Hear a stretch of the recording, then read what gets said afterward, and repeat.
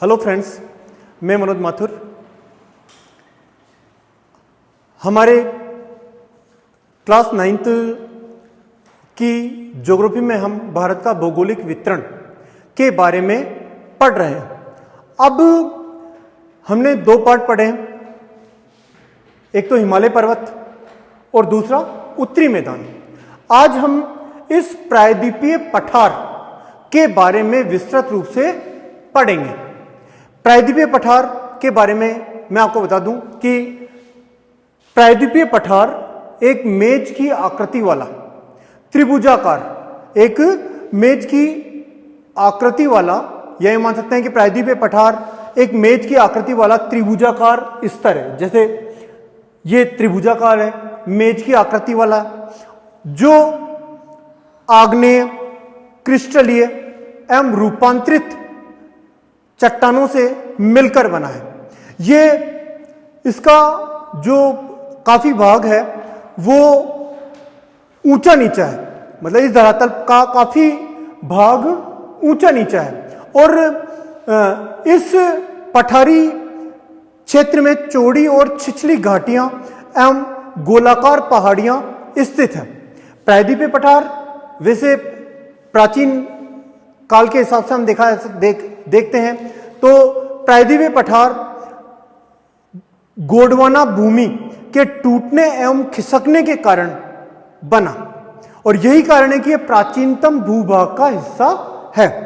जो गोंडवाना भूमि के टूटने और खिसकने के कारण प्रायद्वीपीय पठार का भाग बना। वैसे प्रायद्वीपीय पठार एक बहुत ही यहाँ पर जो प्रचुर मात्रा में खनिज पाए जाते हैं, इसके अलावा यहाँ की काली मिट्टी कपास के उत्पादन के लिए उपयोगी मानी जाती है। या हम ये मान सकते हैं कि यहाँ पर सागवान, शीशम, चंदन आदि वाले बहुमूल्य मानसूनी वन भी मिलते हैं, और नदियों में जलप्रपात मिलते हैं जो जल विद्युत उत्पादन में सहायक है। तो ये प्रायद्वीपीय पठार के अनेक प्रकार के उपयोग हैं वैसे, लेकिन हम प्रायद्वीपीय पठार के बारे में जो शुरुआत से पढ़ रहे हैं वो ये है कि प्रायद्वीपीय पठार एक मेज की आकृति वाला त्रिभुजाकार स्थल है, और यह क्रिस्टलीय, आग्नेय एवं रूपांतरित शैलों से मिलकर बना है। इसका धरातल काफी ऊंचा नीचा है, और इस पठारी भाग में चौड़ी तथा छिछली घाटियां एवं गोलाकार पहाड़ियां हैं। अब मेन प्रायद्वीपीय, जैसे मैंने बताया था आपको कि प्रायद्वीपीय पठार के बारे में अपन जैसे पढ़ रहे थे, तो प्रायद्वीपीय पठार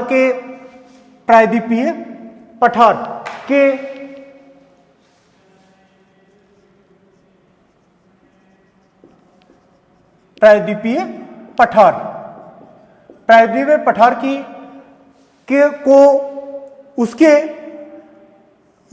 पठार के दो प्रमुख भाग हैं। दो प्रमुख भाग हैं प्रायद्वीपीय पठार के, दो प्रमुख भाग हैं। एक तो मध्य उच्च भूमि, और दूसरा दक्षिण का पठार या दक्कन का पठार। दक्षिण का पठार या दक्कन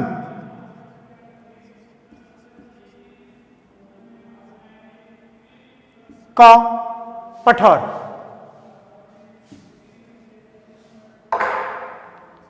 दक्कन का पठार इसको कहा जाता है, मतलब प्रायद्वीपीय पठार को दो भागों में बांटा गया है। वैसे बेसिकली बात मैंने जैसे आपको बताया कि प्रायद्वीपीय पठार एक मेज की आकृति वाला त्रिभुजाकार स्थल है, और यह जो आग्नेय, क्रिस्टलीय एवं रूपांतरित शैलों से मिलकर बना है। इसका धरातल काफी ऊंचा नीचा है, और प्रायद्वीपीय पठार में चौड़ी तथा छिछली घाटियां और गोलाकार पहाड़ियां स्थित है। जैसे मैंने आपको प्रायद्वीपीय पठार के बारे में, जैसे इसके प्राचीन काल के अंदर यह हम ये मान सकते हैं कि यह गोंडवाना भूमि के टूटने एवं खिसकने के कारण बना था, और यही कारण है कि यह सबसे प्राचीन भूभाग है। और प्रायद्वीपीय पठार का जैसे मैंने आपको महत्व शॉर्टली डिटेल बताई थी कि प्रायद्वीपीय पठार में काफी मात्रा में प्रचुर खनिज पाए जाते हैं। यहाँ की काली मिट्टी कपास उत्पादन के लिए लाभदायक होती है और यहाँ पर सागवान, शीशम, चंदन आदि वाले बहुमूल्य सघन वन पाए जाते हैं। इसके अलावा प्रायद्वीपीय पठार में अनेक प्रकार के जल प्रपात भी मिलते हैं जिनसे जो जल विद्युत उत्पादन में सहायक होते हैं। और प्रायद्वीपीय पठार के दो प्रमुख भाग हैं, एक तो मध्य उच्च भूमि और दूसरा दक्षिण का पठार या दक्कन का पठार। हम सबसे पहले मध्य उच्च भूमि के बारे में पढ़ेंगे। मध्य उच्च भूमि के बारे में हम पढ़ेंगे। मध्य उच्च भूमि यानी हम ये मान सकते हैं कि नर्मदा नदी के उत्तर में, नर्मदा नदी के उत्तर, नर्मदा नदी के उत्तर में, या यूं मान सकते हैं कि नर्मदा नदी के उत्तर में प्रायद्वीपीय पठार का वह भाग जो कि मालवा के पठार के अधिकतर भागों पर फैला है उसे मध्य उच्च भूमि कहा गया है। उत्तर में प्रायद्वीपीय पठार, प्रायद्वीपीय पठार का वह भाग जो मालवा के, जो कि मालवा के पठार, मालवा के पठार से निर्मित है या मालवा के पठार के अधिकतर भागों पर फैला है, अधिकतर भागों पर फैला है, उसे मध्य उच्च भूमि कहा जाता है। और मालवा का पठार यानी यह उत्तर पश्चिम में या मध्य भूमि तथा उत्तर पश्चिम में अरावली से घिरी है, जो कि सबसे नवीन, जैसे ये अरावली पर्वत श्रृंखला से घिरी हुई है। तो कहने का मतलब कि विंध्य श्रृंखला दक्षिण में मध्य उच्च भूमि तथा उत्तर पश्चिम में अरावली से घिरी है, जो विश्व की सबसे पुरानी श्रृंखला है। और मध्य उच्च भूमि पश्चिम में थोड़ा चौड़ी, जैसे मध्य उच्च भूमि पश्चिम में थोड़ी चौड़ी और पूर्व में थोड़ी सक्रिय है। मतलब जैसे हम मैप के अंदर देखते हैं कि इस साइड में पूर्व, यहां पर पश्चिम, ऊपर की साइड में, हमेशा मैप के ऊपर की साइड में उत्तरी और नीचे की साइड में दक्षिणी भाग होता है। तो मध्य उच्च भूमि पश्चिमी भाग में तो चौड़ी और पूर्वी भाग में थोड़ी संकीर्ण है। इसके पूर्वी विस्तार को, इसके पूर्वी विस्तार को बुंदेलखंड, बुंदेलखंड या बघेलखंड के नाम से भी जाना जाता है।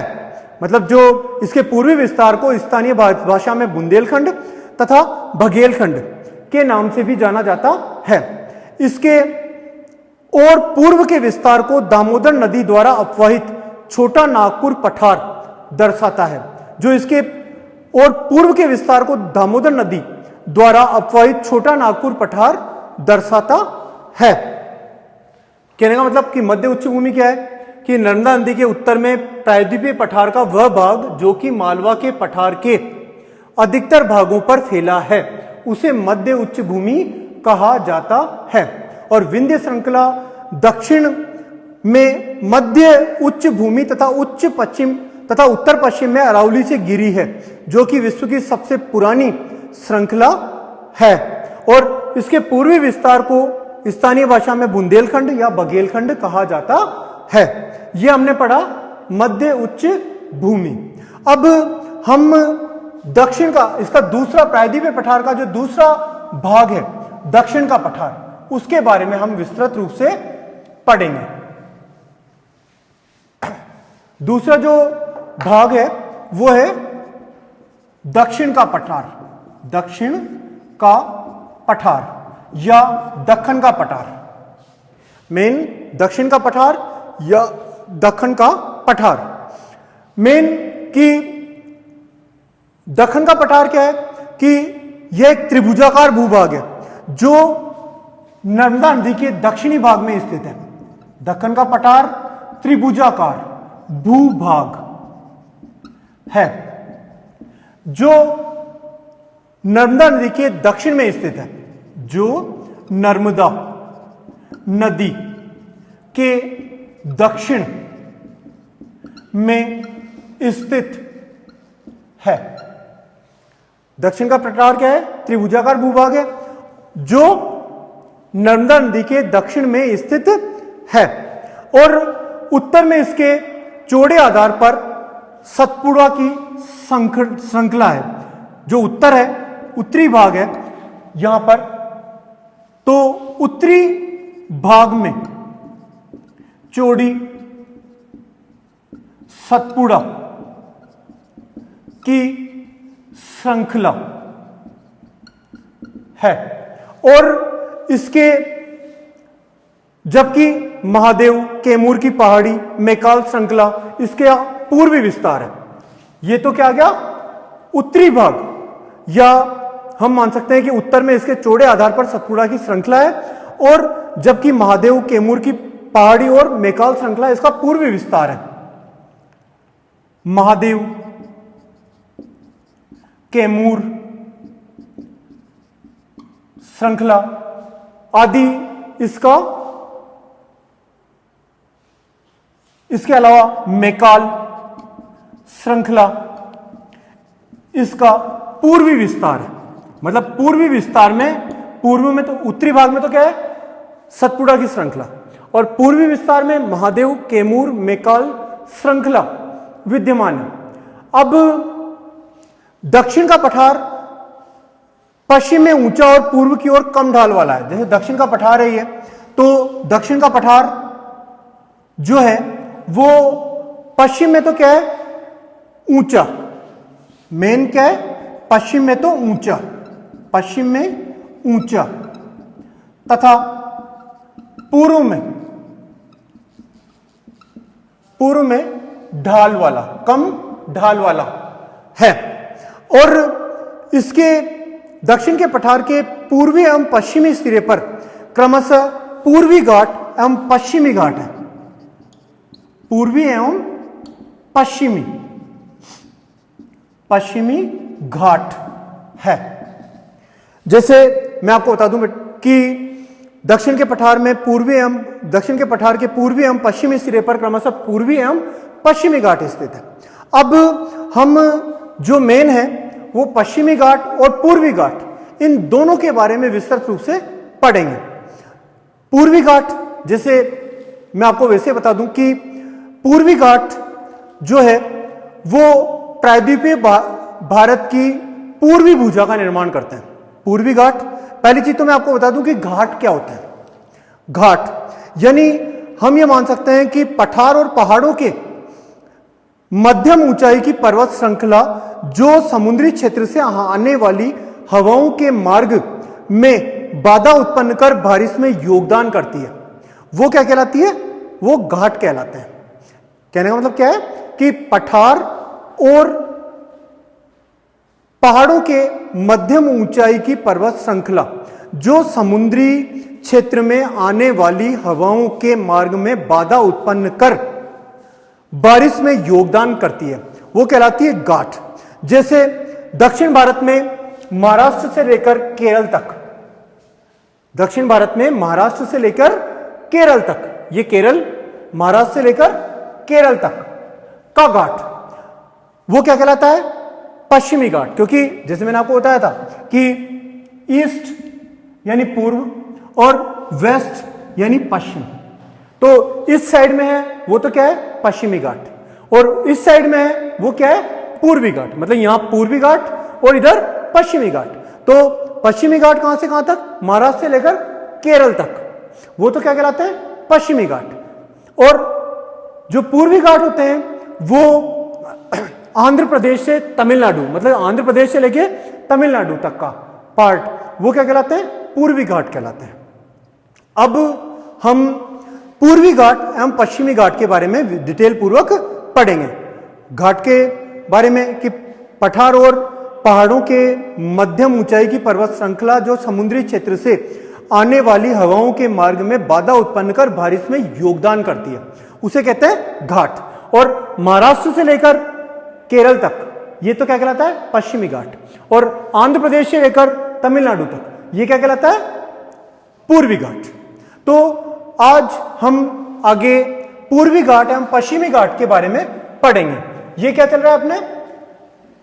दक्षिण का पठार, और दक्षिण के पठार के अंतर्गत ही पूर्वी घाट एवं पश्चिमी घाट के बारे में हम पढ़ेंगे। सबसे पहले हम पश्चिमी घाट के बारे में विस्तृत रूप से पढ़ेंगे। पश्चिमी घाट जो है वो पश्चिमी घाट कहां पर है कि दक्षिण के पठार का पश्चिमी किनारा पश्चिमी घाट के रूप में जाना जाता है। सिंपल सी बात है कि दक्षिण के पठार का पश्चिमी किनारा, जो मैंने आपको बताया कि महाराष्ट्र से लेकर आंध्र प्रदेश तक का हिस्सा, वो क्या कहलाता है? पश्चिमी घाट के नाम से जाना जाता है। और पश्चिमी घाट मतलब यह उत्तर में सह्याद्री और दक्षिण में नीलगिरी के नाम से जाना जाता है। अब इसके उत्तरी भाग को तो सह्याद्री, उत्तरी जो भाग होता है वो क्या कहलाता है? सह्याद्री। और जो दक्षिणी भाग क्या कहलाता है? नीलगिरी। दक्षिणी भाग क्या कहलाता है? नीलगिरी। यानी उत्तरी भाग को तो सह्याद्री और दक्षिणी भाग को नीलगिरी कहा जाता है। नीलगिरी पर्वत श्रृंखला, नीलगिरी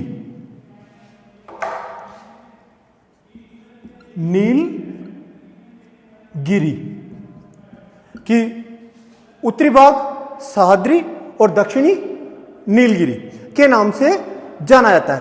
लगभग 1000 मीटर औसत ऊंचाई वाले सह्याद्री का ताप्ती घाटी से कुमारी अंतरीप तक क्रमिक विस्तार है।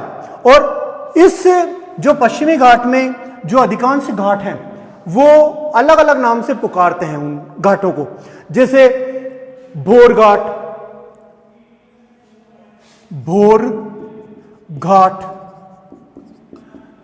थाल घाट आदि, और इसके अलावा पाल घाट आदि के नाम से भी यह जाने जाते हैं। और इसकी जो सबसे ऊंची चोटी है वो अनाईमुडी है। यानी पश्चिमी घाट की सबसे ऊंची चोटी अनाईमुडी है। पश्चिमी घाट की सबसे ऊंची चोटी अनाईमुडी है। अब इसी प्रकार हम जो दूसरा पढ़ेंगे पूर्वी घाट। जैसे मैंने आपको एक पश्चिमी घाट के बारे में बताया कि दक्षिण के पठार का पश्चिमी भाग वो क्या कहलाता है? पश्चिमी घाट कहलाता है। और इसके उत्तरी भाग को सह्याद्री और दक्षिणी भाग को नीलगिरी के नाम से जाना जाता है। और लगभग ये 1000 मीटर की औसत ऊंचाई वाले सह्याद्री का ताप्ती घाटी से कुमारी अंतरीप तक क्रमिक विस्तार है। और इसमें भोर घाट, थाल घाट, पाल घाट आदि स्थित है। और यहां की जो सबसे ऊंची चोटी है वो अनाईमुडी है। सबसे ऊंची चोटी वो क्या कहलाती है? अनाईमुडी। अब हम इसी प्रकार पूर्वी घाट के बारे में डिटेल पूर्वक पढ़ेंगे।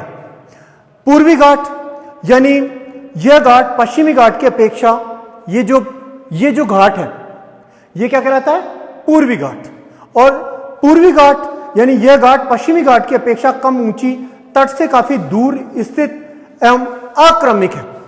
तट से काफी दूर स्थित है, और जैसे ये नदी का गया और ये तट से दूर आ गया, तो पूर्वी घाट पश्चिमी घाट की अपेक्षा अक्रमिक है, समुद्र तट से काफी दूर स्थित है। और यह घाट पूर्वी तट के समानांतर लगभग 600 किलोमीटर, पूर्वी घाट के समानांतर लगभग 600 किलोमीटर तक विस्तृत क्षेत्र में फैला हुआ है। और यह उत्तर में महानदी की घाटी से दक्षिण में नीलगिरी पर्वत तक इसका विस्तार माना गया है। मतलब जो पूर्व में जो नदी है पूर्व की ओर, तो यह मेन जैसे कि यह घाट पूर्वी तट के समानांतर लगभग 600 किलोमीटर क्षेत्र में फैला हुआ है और यह उत्तर में महानदी की घाटी से दक्षिण में नीलगिरी पर्वत तक फैला हुआ है। पूर्व की ओर बहने वाली सभी नदियों ने पूर्वी घाट को काफी छिन्न भिन्न कर दिया।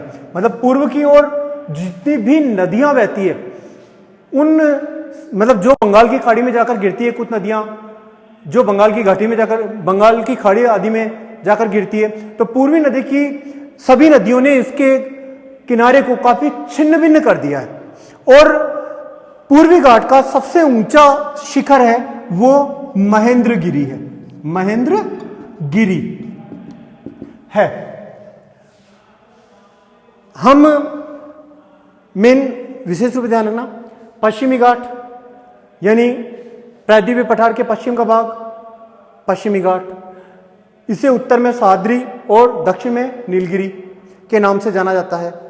पूर्वी घाट की, या यूं बोल सकते हैं कि पश्चिमी घाट की उत्तर में लगभग 1000 मीटर औसत ऊंचाई वाले सह्याद्री का ताप्ती घाटी से कुमारी अंतरीप तक क्रमिक विस्तार है और इसमें भोरघाट, थालघाट, पालघाट आदि घाट पाए गए हैं। यहाँ की सबसे ऊंची चोटी अनाईमुडी है।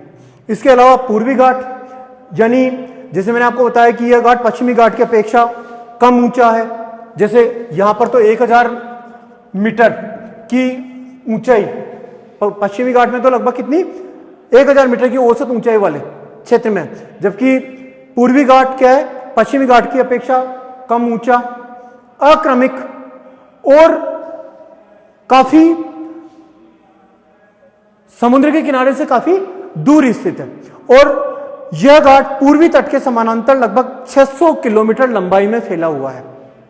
पूर्वी तट के समानांतर लगभग 600 किलोमीटर लंबाई में फैला हुआ है और यह उत्तर में महानदी की घाटी से दक्षिण में नीलगिरी पर्वत तक फैला है।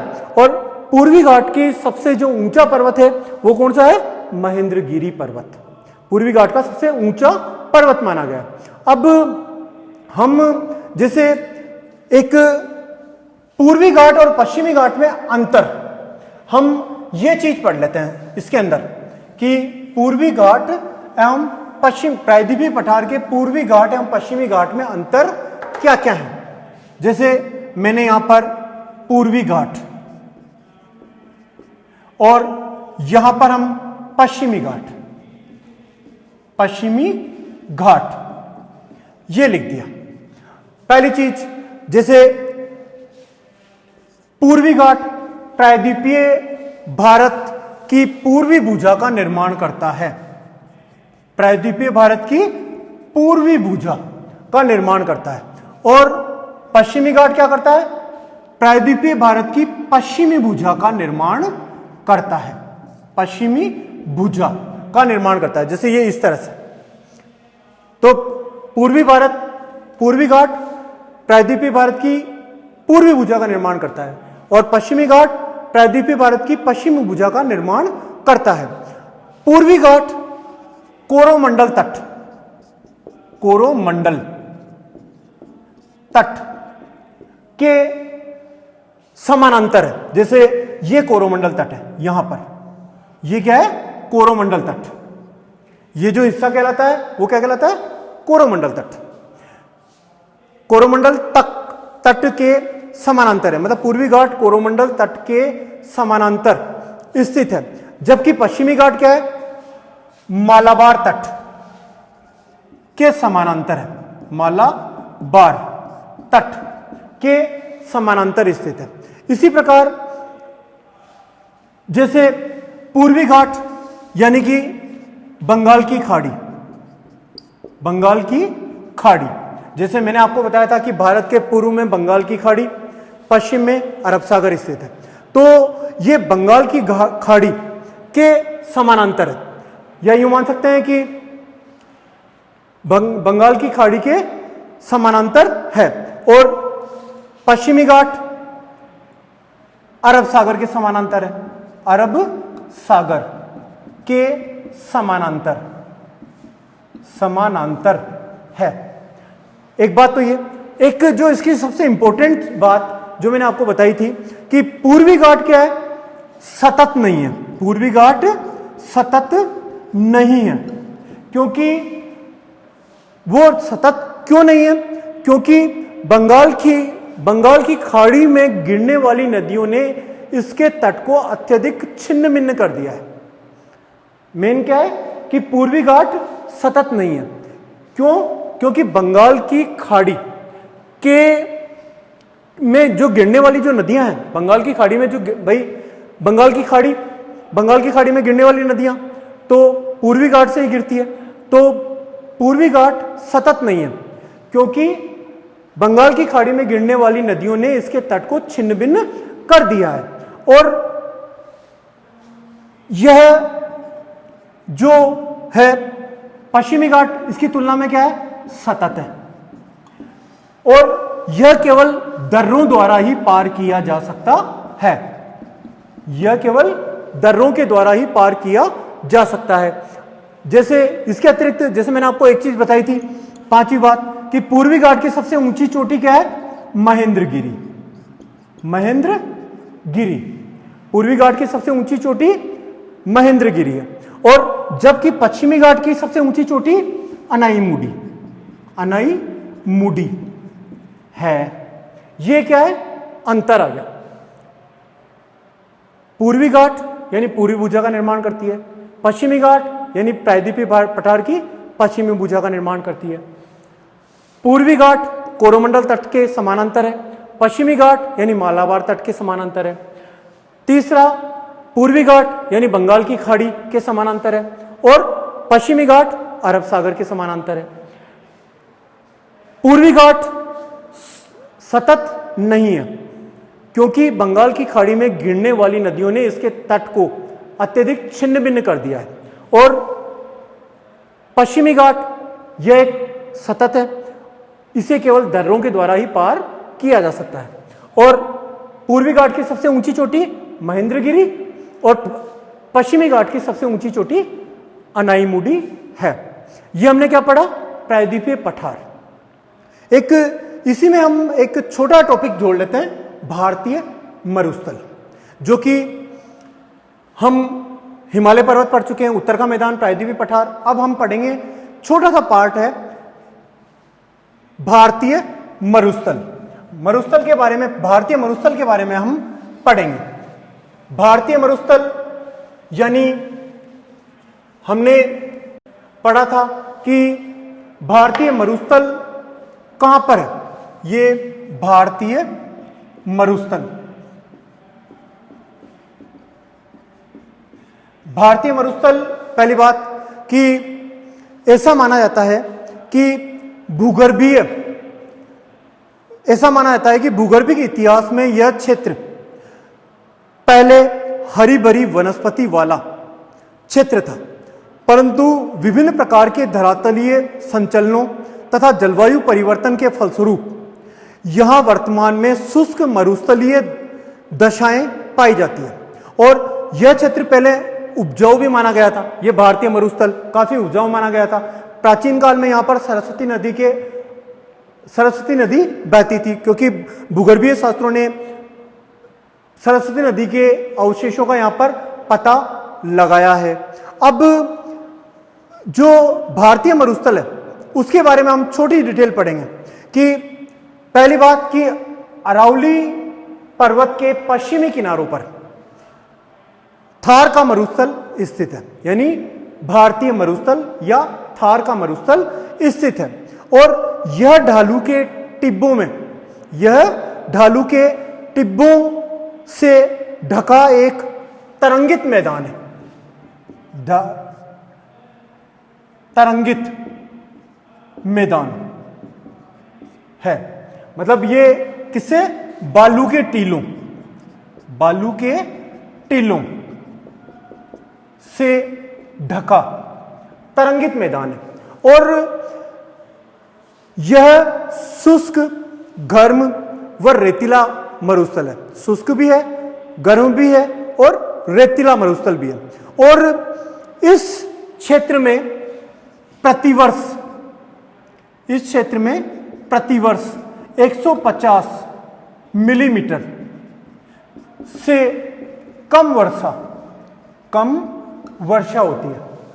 150 मिलीमीटर से कम वर्षा होती है और इस क्षेत्र में इसी कारण से वनस्पति की मात्रा बहुत कम पाई जाती है। केवल वर्षा ऋतु में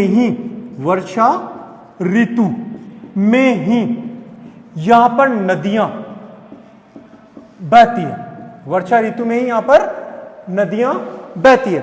बाद में ये नदियां, या यूं मान सकते हैं कि नदियां दिखती है, उसके बाद में ये नदियां बालू में ही लुप्त हो जाती है।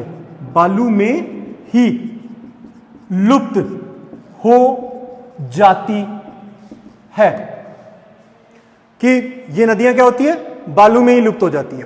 और उसके बाद या यूं मान सकते हैं कि अपन कि पर्याप्त जल नहीं मिलने से यह समुद्र तक नहीं पहुंच पाती।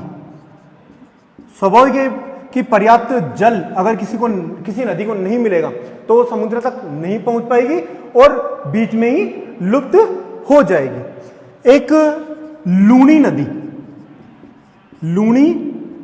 नदी यहां की सबसे बड़ी नदी है। लूणी ही इस क्षेत्र की सबसे बड़ी नदी मानी गई है। एक जो मेन जो है वो है, एक शब्द है बरखान, यानी हम ये मान सकते हैं कि बरखान यानी अर्धचंद्राकार बालू का टीला, अर्धचंद्राकार बालू का टीला, उसको बोलते हैं हम बरखान। यानी बरखान अर्धचंद्राकार बालू का टीला या बरखान का विस्तार यहां पर बहुत अधिक क्षेत्र में होता है। लेकिन लंबवत टीले भारत पाकिस्तान सीमा के समीप प्रमुखता से पाए जाते हैं। जैसलमेर जाते समय बरखान के समूह देखे जा सकते हैं। जैसे मैंने आपको बताया कि अरावली के पश्चिमी भाग में थार का मरुस्थल स्थित है, भारतीय मरुस्थल स्थित है और यह बालू के टीलों से ढका एक तरंगित मैदान है। जो पूरा भारतीय मरुस्थल है ये क्या है, बालू के टीलों से ढका हुआ एक तरंगित मैदान है जहां पर प्रतिवर्ष 150 मिलीमीटर से कम वर्षा होती है, जिसके कारण यहां पर वनस्पति बहुत कम पाई जाती है। वर्षा ऋतु में ही नदियां बहती हैं और वो नदियां पानी की उपलब्धता या पर्याप्त जल नहीं मिलने के कारण बालू में ही लुप्त हो जाती है। लूणी नदी यहां की सबसे बड़ी नदी मानी गई है और जैसे मैंने आपको बताया शुरुआत में कि ऐसा माना जाता है कि भूगर्भिक इतिहास के क्षेत्र में या भूगर्भिक इतिहास में यह क्षेत्र पहले हरी भरी वनस्पति वाला क्षेत्र था, परंतु विभिन्न प्रकार के धरातलीय संचलनों तथा जलवायु परिवर्तन के कारण यह क्षेत्र वर्तमान में शुष्क मरुस्थलीय दशा में परिवर्तित हो गया। और यह क्षेत्र पहले उपजाऊ भी था क्योंकि सरस्वती नदी के अवशेष यहां पर मिले हैं। इसके अतिरिक्त जो मुख्य बात है कि यहां पर खारे पानी की झीलें भी पाई जाती है। खारे पानी की झीलें यानी स्थायी झीलें भी पाई जाती हैं। जैसे जो स्थायी झीलें हैं डीडवाना, सांबर, पचपदरा, लूणकरणसर, ये सभी खारे पानी की झीलें हैं जो थार के मरुस्थल में पाई जाती है। कौन सी झीलें? सांबर, डीडवाना, लूणकरणसर, पचपदरा, ये खारे पानी की कुछ झीलें हैं जो थार के मरुस्थल में पाई जाती है, यानी भारतीय मरुस्थल में पाई जाती है। अगले चैप्टर में, अगले वीडियो में हम तटीय मैदान और द्वीप समूह के बारे में पढ़ेंगे।